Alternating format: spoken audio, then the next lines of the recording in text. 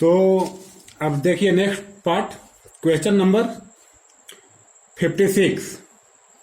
The sum of exchangeable cation absorbed by soil expressed in milliequivalent per 100 gram of soil is referred as. क्या कहेंगे भाई इसको? तो इसका answer हो जाएगा option number 4, cation exchange capacity. अब सुनिए, कटायन एक्सचेंज कैपेसिटी है क्या? ठीक है, बाकी के 3 ऑप्शन क्यों नहीं होंगे? ये क्यों होगा? तो ये इसलिए होगा कि इसका डिफिनेशन ही यही है। ठीक है, बाकी क्या है? Cation percent. तो कितना, जितना अवेलेबल है कटायन सॉइल में, उसको कटायन परसेंट कहेंगे हम।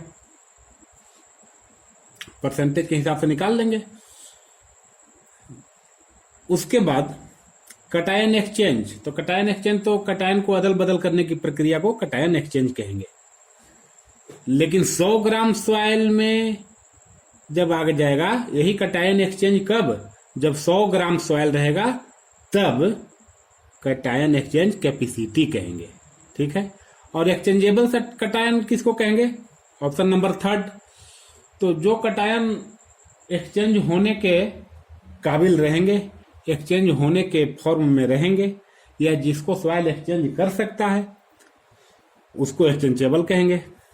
तो एक्सचेंजेबल कटायन 100 ग्राम सॉइल में जितना मौजूद रहेगा उसी को कहेंगे कटायन एक्सचेंज कैपेसिटी। अब बात ये रहेगी, ये कटायन है क्या? ठीक है, इसको समझना बहुत जरूरी है कटायन। तो आप सिंपल ये समझ लीजिए कि सॉइल आपको तो देखने में ऊपर से लगता है बहुत सिंपल, ठीक है, लेकिन अंदर में बहुत सारी अभिक्रिया होती है, केमिकल रिएक्शन होती है बहुत सारी,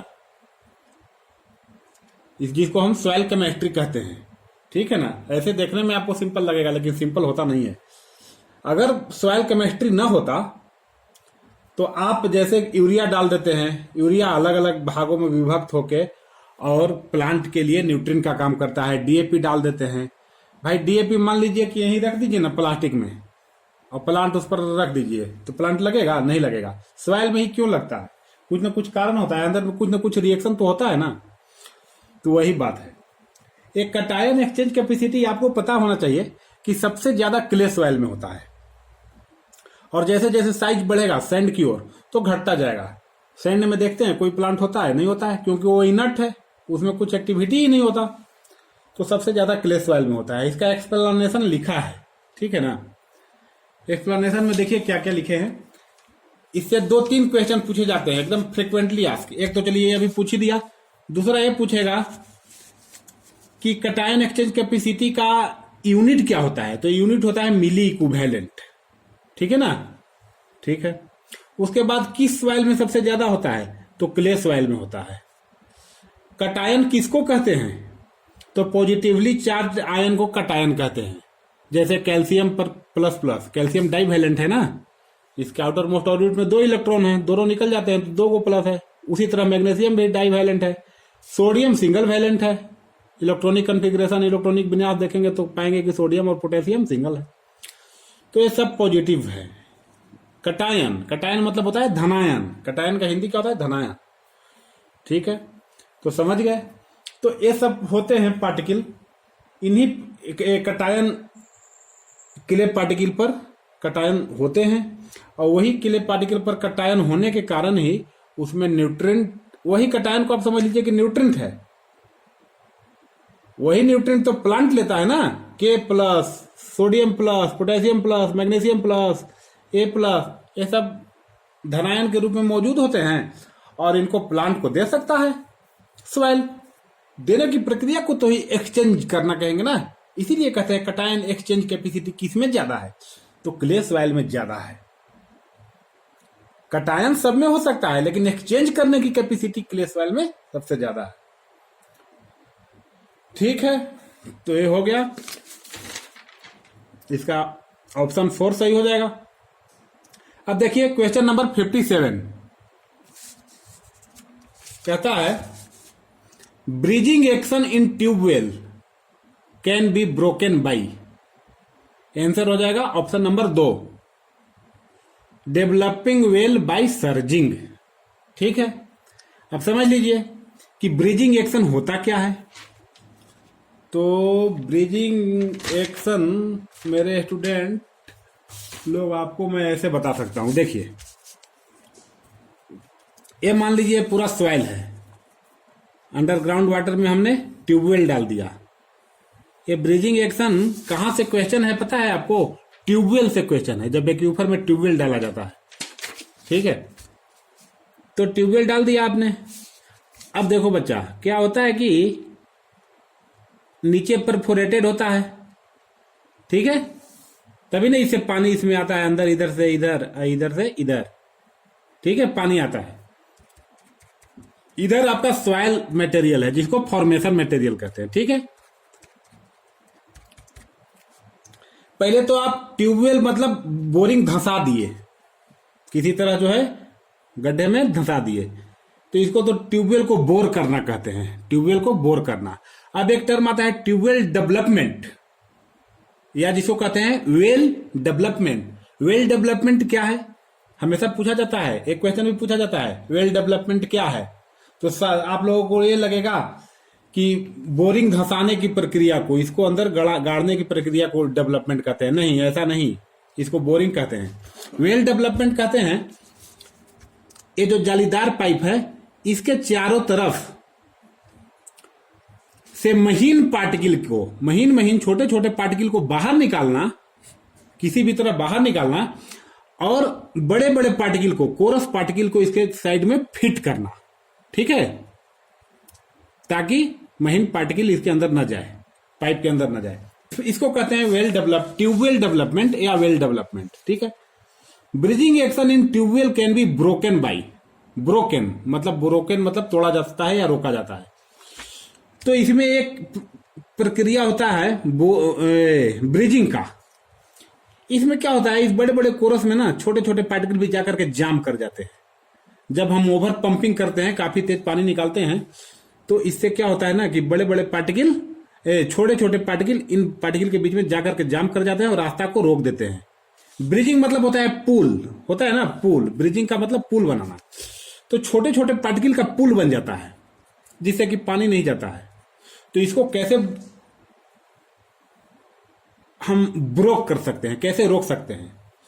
तो देखिए, ट्यूबवेल डेवलपमेंट के बहुत सारे तरीके हैं, जिसमें एक तरीका है डेवलपमेंट, ट्यूबवेल डेवलपमेंट या well development bye surging. Surging मतलब होता है हिलोरे मारना या काफी तेज पानी का घुमाव या काफी तेज पानी की लहर। ठीक है, तो उस मेथड से जब हम करेंगे ना तो यहां पर ब्रिजिंग एक्शन नहीं होगा। देखिए, development well by over pumping, पहला क्वेश्चन है कि well development, developing well by over pumping. तो ओवर पंपिंग के कारण ही ब्रिजिंग होता है, पहला ऑप्शन है उसके कारण तो होता है। और पूछ रहा है कि ब्रोक की कैसे किया जाएगा, तो दूसरा ऑप्शन सही होगा, डेवलपिंग वेल बाय सर्जिंग। बाकी तो होगा ही नहीं। ठीक है, तो इससे यही क्वेश्चन पूछा जाता है और कुछ नहीं ज्यादा पूछा जाता, इसलिए ज्यादा चर्चा करने की जरूरत नहीं है। Question number 58, the sum of well loss and formation loss, sum of well loss and formation loss is known as. तो आपको पता है बच्चा, वेल लॉस किसको कहते हैं? वेल लॉस देखिए किसको कहते हैं, वेल लॉस और फॉर्मेशन लॉस, ये दोनों कहते हैं किसको, इतना तो आपको समझना चाहिए। इसका आंसर हो जाएगा ऑप्शन नंबर 3, ड्रा डाउन। ठीक है, ऐसे एग्जैक्ट तो इसका डिफिनेशन होता है कि the sum of well loss and formation loss is known as total draw down, लेकिन यहां टोटल ड्रा डाउन है ही नहीं कहीं, केवल ड्रा डाउन है तो ड्रा डाउन को मारेंगे।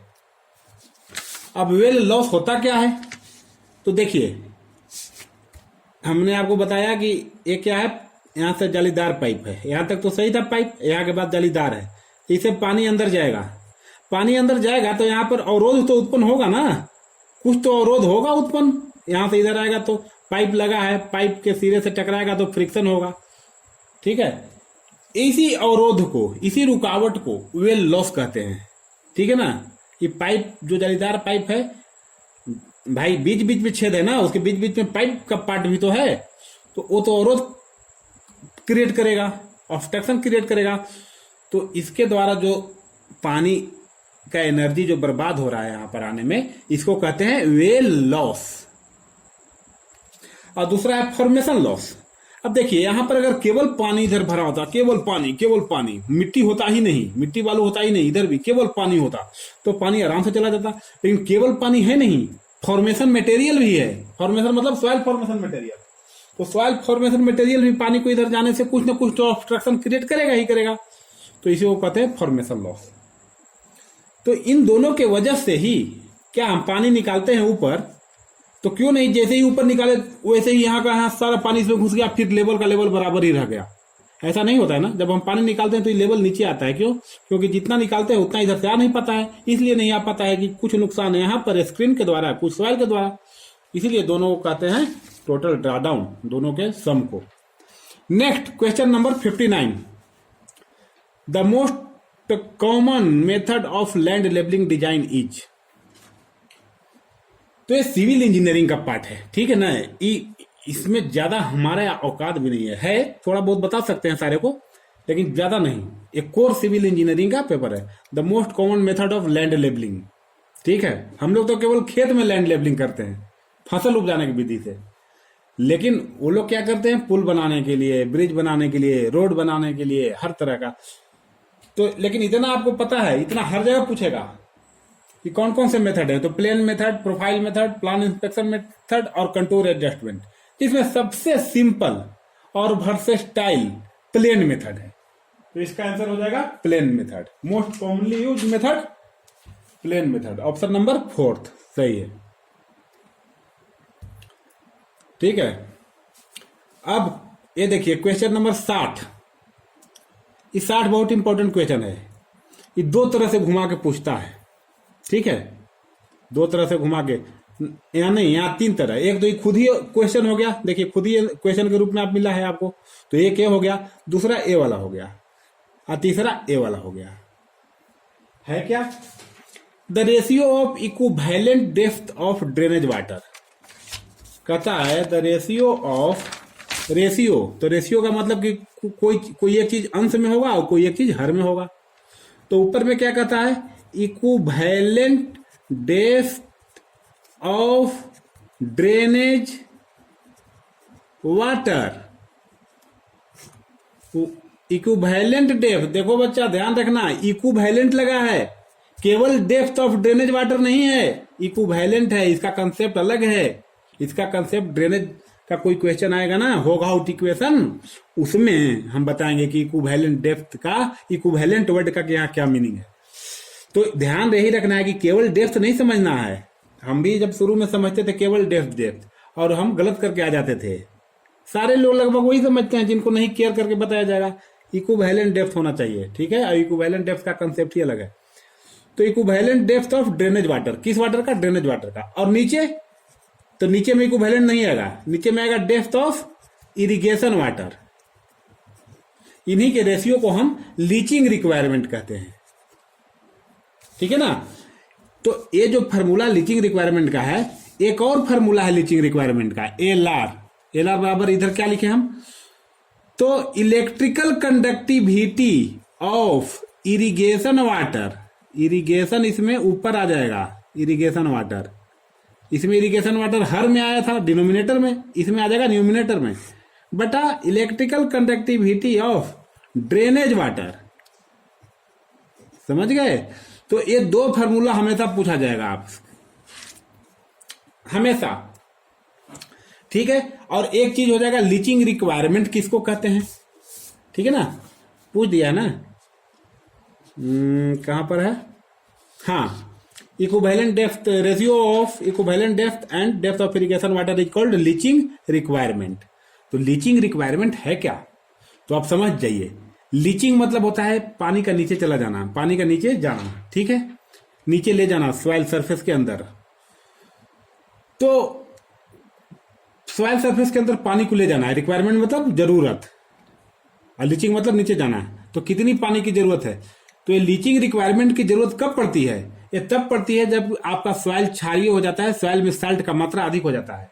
तो उसका एक ही मेथड है, काफी ज्यादा पानी दीजिए, पानी रिस करके सब नीचे जाएगा, परकुलेट होगा तो उसके थ्रू साल्ट भी घुल करके सब नीचे चला जाएगा। फिर आपका रूट जोन, प्लांट का जो जड़ के लिए 20 सेंटीमीटर 25 सेंटीमीटर जो गहरा सॉइल है वहां पर साल्ट रहेगा नहीं रहेगा तो प्लांट अच्छा सा होगा। तो लीचिंग रिक्वायरमेंट क्यों पढ़ते हैं हम? तो सालिन सॉइल के को सुधारने के लिए पानी हम देते हैं। पानी जितना पानी की जरूरत है उतना ही ना देंगे, ज्यादा क्यों देंगे भाई? तो जितना पानी से हमारा साल्ट घुल कर नीचे चला जाए उतना ही देंगे, इसी को कहेंगे लीचिंग रिक्वायरमेंट। अब बाकी का तरीका अलग अलग है, अब एक्सप्रेस करने का बहुत सारा तरीका है, ठीक है। और कुछ इसमें छूट रहा है लीचिंग में? हाँ, अब देखिए लीचिंग रिक्वायरमेंट से आप पता चल गया कि सालिन सॉइल को सुधारते हैं लीचिंग के द्वारा। दूसरा, लीचिंग का 2 फार्मूला पता चल गया। अब ठीक है, अब ये बताइए कि सालिन सॉइल को तो लीचिंग से सुधारते हैं, कंफर्म याद कर लीजिए, सालिन को लीचिंग से सुधारते हैं। और एसिडिक सॉइल जब होता है उसको किससे सुधारते हैं?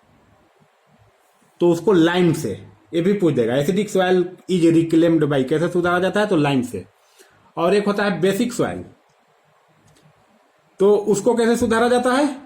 तो जिप्सम से, ठीक है। उसको कौन सा सॉइल कहते हैं? हमने बोल दिया बेसिक, उसको एक और कोई नाम देते हैं, सोडिक। हाँ, सोडिक सॉइल, ठीक है। सोडिक सॉइल को जिप्सम से, एसिडिक को लाइम से और सालिन को लीचिंग से। तो हो गया है आपका क्वेश्चन नंबर 60 तक। आराम से इसको आप जितना हम बोल रहे हैं बस आप आराम से वीडियो पॉज कर करके लिख लीजिए, ठीक है ना। ये नहीं कि एक बार सुन लिए हो गया काम, आप लिख लीजिए। और लिखने के बाद सॉइल वाटर कंजर्वेशन का कोई भी एग्जाम दीजिए, एग्रीकल्चर इंजीनियरिंग का दीजिए, सॉइल वाटर कंजर्वेशन का पोर्शन नहीं छूटेगा जो भी हम बता रहे हैं। और जो लड़के ज्यादा होशियारी किए, वीडियो ऑफ पॉज करके इधर उधर करके देख रहे हैं, ज्यादा जल्दी जल्दी आंसर मिल जाए, उनसे कुछ नहीं होगा। एक बार आपको मेहनत करना पड़ेगा, जितना मेहनत हम कर रहे हैं इससे आपको 6 गुना ज्यादा मेहनत करके एक एक पॉइंट को लिखना होगा। जो नहीं समझ में आए वो हमसे आपको पूछना होगा, ठीक है। ओके।